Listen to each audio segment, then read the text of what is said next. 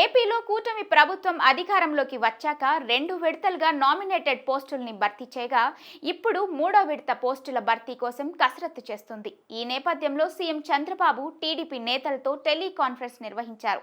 ఇందులో ఆయన ఈసారి నామినేటెడ్ పోస్టులు ఎవరికో తేల్చి చెప్పేస్తూ వారి పేర్లనే తనకు సూచించాలని కూడా నేతలను క్లారిటీ ఇచ్చేశారు.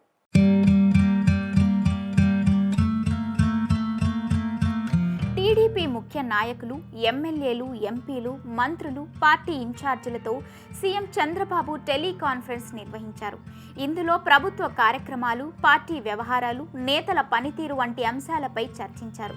అలాగే ఎమ్మెల్యేలు, మంత్రులు, ఎంపీలు పార్టీ కార్యక్రమాల్లో చురుగ్గా పాల్గొనాలని, కార్యకర్తలకు, ప్రజలకు నిత్యం అందుబాటులో ఉండాలని ఆదేశించారు.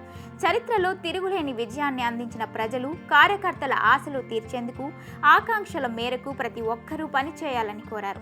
2029లో మళ్లీ గెలిచేలా ప్రతి ఒక్కరి పనితీరు ఉండాలని చంద్రబాబు నేతలకు సూచించారు. ప్రభుత్వం చేపట్టిన కార్యక్రమాలను, పథకాలను ప్రజల వద్దకు తీసుకెళ్లాలన్నారు. ప్రభుత్వ పనితీరును నిరంతరం పర్యవేక్షించుకుంటూ, మెరుగుపరుచుకుంటూ పనిచేయాలన్నారు. 7 నెలల కాలంలో ఎన్నో పథకాలు, కార్యక్రమాలు, అభివృద్ధి పనులు చేపట్టామని, ఈ విషయాలను నిరంతరం ప్రజలకు వివరించాలని తెలిపారు.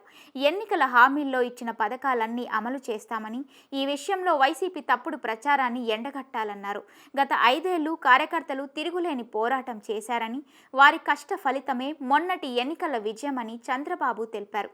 కార్యకర్తలను ఎప్పుడూ గౌరవించుకోవాలన్నారు.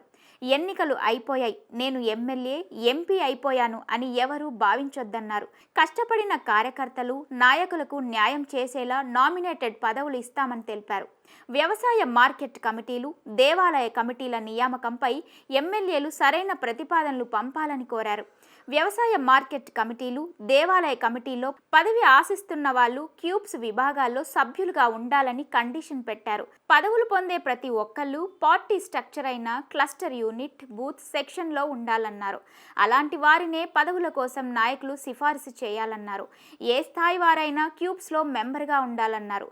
214 మార్కెట్ కమిటీలు ఉన్నాయని, 1100 ట్రస్ట్ బోర్డులు ఉన్నాయని చంద్రబాబు తెలిపారు. రానున్న రోజుల్లో ఈ నియామకాలు పూర్తి చేస్తామని, జూన్లోపు ప్రభుత్వంలో ఉన్న అన్ని నామినేటెడ్ పదవులు పూర్తి చేస్తామన్నారు. పదవి పొందిన వాళ్ళ 2 ఏళ్ల పనితీరుపై సమీక్ష చేస్తామని, దాని ఆధారంగా మళ్లీ నిర్ణయాలు, భవిష్యత్ అవకాశాలు ఉంటాయన్నారు. మెంబర్షిప్ బాగా చేసిన వారికి పదవుల్లో ప్రోత్సాహం ఇస్తామన్నారు.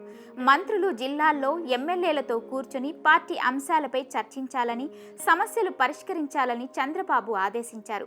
ఉపాధి హామీ, పెండింగ్ బిల్లులు చెల్లించేలా ఎమ్మెల్యేలు, మంత్రులు, ఎంపీలు పనిచేయాలన్నారు. ఇతర పార్టీల నుంచి నిన్న మొన్న వచ్చి చేరిన వారి కంటే ఎప్పటి నుంచే పార్టీలో ఉండి పనిచేసిన వారిని నేతలు ప్రోత్సహించాలన్నారు. మొదటి నుంచి పార్టీని నమ్ముకున్న వారికే పదవులు దక్కేలా చూడాల్సిన బాధ్యత ఎమ్మెల్యేలదే అన్నారు. ప్రజల్లో సంతృప్తి ఉండాలని, భవిష్యత్తుపై నమ్మకం, భరోసా కలగాలని ఇదే కూటమి ప్రభుత్వం విధానమని తెలిపారు. ఇప్పుడు ప్రజలకు ఏం చేస్తాం, భవిష్యత్తులో ఏం చేస్తాం అనేది ప్రజలకు పార్టీ నేతలు వివరించాలన్నారు.